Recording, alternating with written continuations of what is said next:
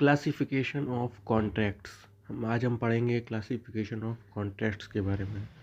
तो हमारे classification of contracts 3 तरह से डिवाइडेड होते हैं, जिसमें से हमारा पहला है बेस्ड ऑन वैलिडिटी, दूसरा है बेस्ड ऑन परफॉर्मेंस, तीसरा है बेस्ड ऑन फॉर्मेशन।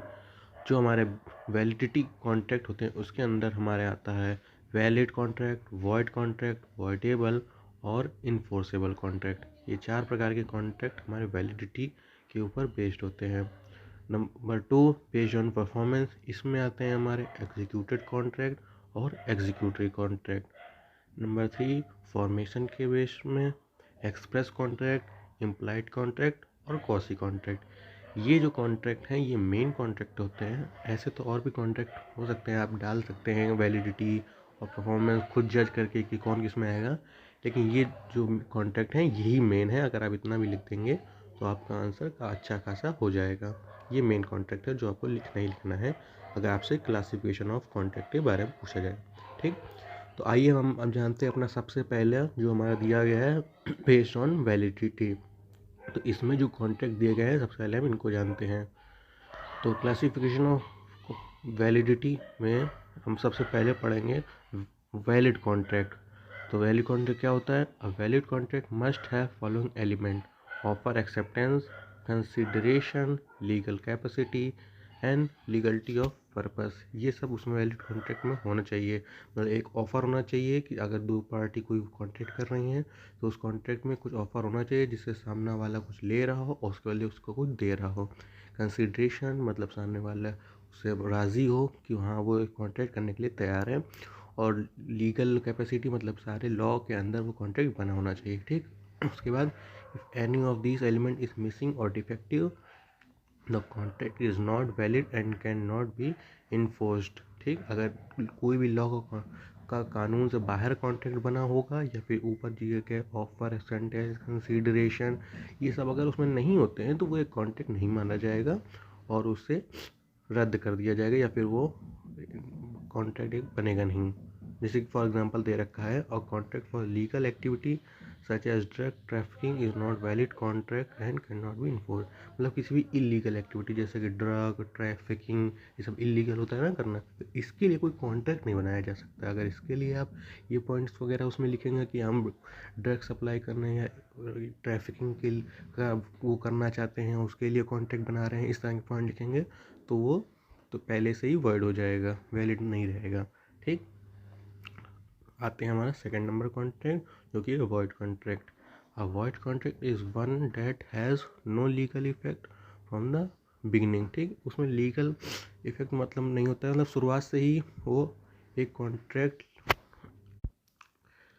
मतलब इसका होता है अवॉइड कॉन्ट्रैक्ट उसमें आ जाता है जो एक तरह से इलीगल काम करते हैं। जैसे एग्जांपल दे रखा है, example of a void contract include contract for illegal purpose और contract where one of the parties lacks legal capacity such as contract with a minor.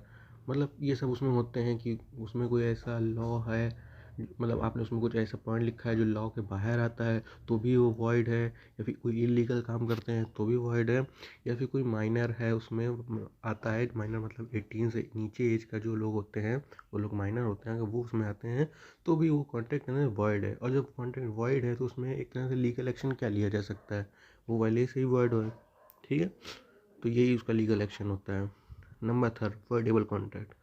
A voidable contract is one that is valid and enforceable but can be avoided or cancelled by one of the parties। ठीक, मतलब for example देख लेते हैं क्या है। For example a contract entered into by a person who was undresses or cornucopia can be voidable by that person। मतलब voidable contract उस type के कॉन्ट्रैक्ट होते हैं जो शुरुआत में तो वैलिड होते हैं, लेकिन अगर बाद में किसी भी दो पार्टीज में से एक पार्टी ये कह देती है कि उसे ये कॉन्ट्रैक्ट फोर्स करा के ज़बरदस्ती डरा धमका के कराया गया है तो वो कॉन्ट्रैक्ट वॉइड हो जाएगा, मतलब वॉइडेबल हो जाएगा और वो रद्द हो जाएगा, मना हो जाएगा, वो एक कॉन्ट्रैक्ट वैलिड कॉन्ट्रैक्ट नहीं रहेगा। ठीक, ये होता है वॉइडेबल। वैसे शुरुआत में वैलिड ही होता है, वॉइडेबल कॉन्ट्रैक्ट उसी में आता है, लेकिन बाद में अगर किसी ने कह दिया कि दरार धमका कराया गया है तो वो कॉन्ट्रैक्ट वॉइड हो जाएगा। ऐसे कॉन्ट्रैक्ट को वॉइडेबल कहा जाता है जो शुरुआत में वैलिड होते हैं लेकिन बाद में वॉइड हो सकते हैं। ठीक। Number 4, unenforceable contract. An unenforceable contract is one that can not be enforced due to a legal defect. For example, a contract that is not in writing but it required to be in writing under the status of fraud in unenforceable।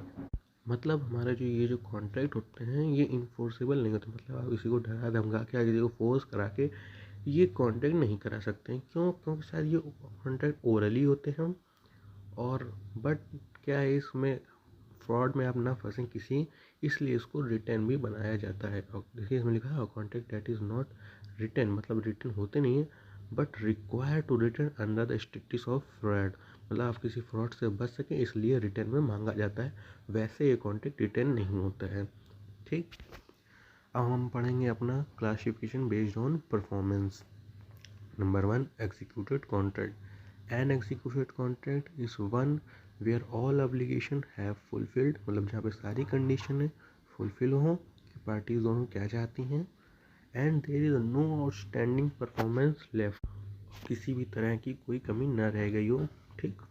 For example, if you buy a car and pay for it full it is executed contract. मतलब आपने कोई car खरीदी और उसके जो भी पैसे होते हैं वो आपने दे दिया, मतलब आपका पूरा काम ख़त्म हो चुका है और वो कॉन्ट्रैक्ट एग्जीक्यूटेड, मतलब वो कॉन्ट्रैक्ट भी ख़त्म हो गया। ठीक।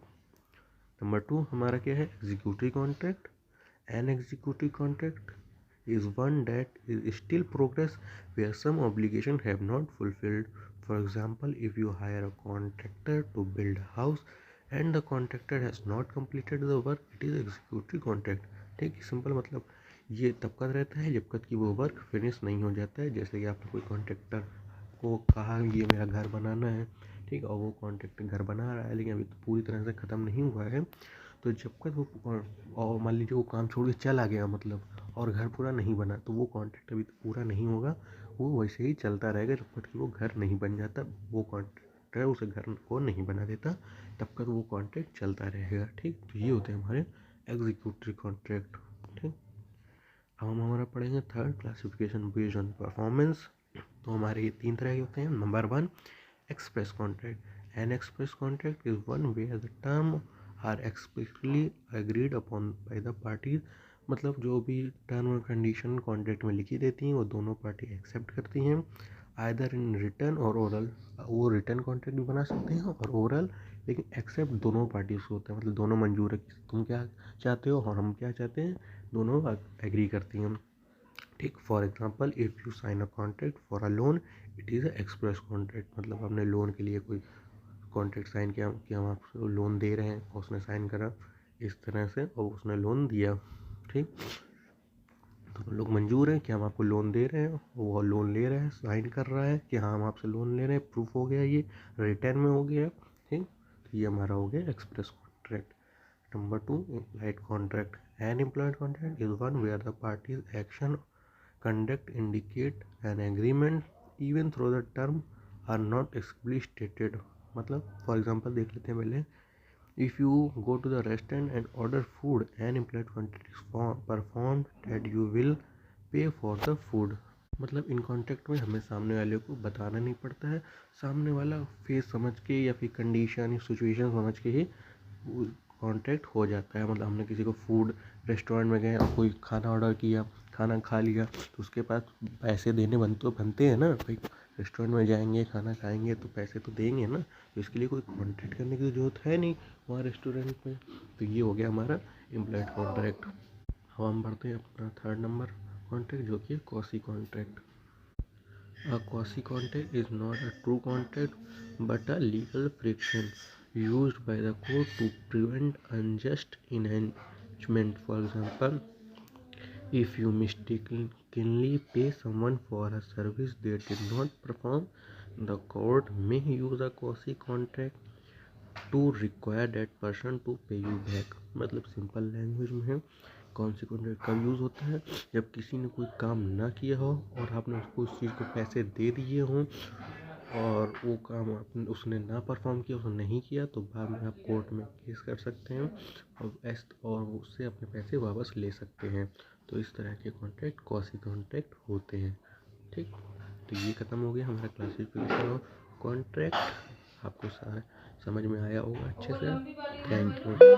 और अगर आपको इन कॉन्ट्रैक्ट्स के बारे में और भी ज़्यादा जानना है तो आप मेरे टाइप्स ऑफ कॉन्ट्रैक्ट करके जो वीडियोज़ हैं उनमें मैंने इन कॉन्ट्रैक्ट्स के बारे में और भी ज़्यादा वर्ड्स और भी ज़्यादा इंफॉर्मेशन दी है, तो आप उसको भी देख सकते हैं इन कॉन्ट्रैक्ट्स के बारे में और भी ज़्यादा जानने के लिए। और उसमें और भी तरह के कॉन्ट्रैक्ट्स मैंने बताए हैं, टोटल 18 टाइप्स ऑफ कॉन्ट्रैक्ट मैंने बताए हैं, तो आप वो भी देख सकते हैं।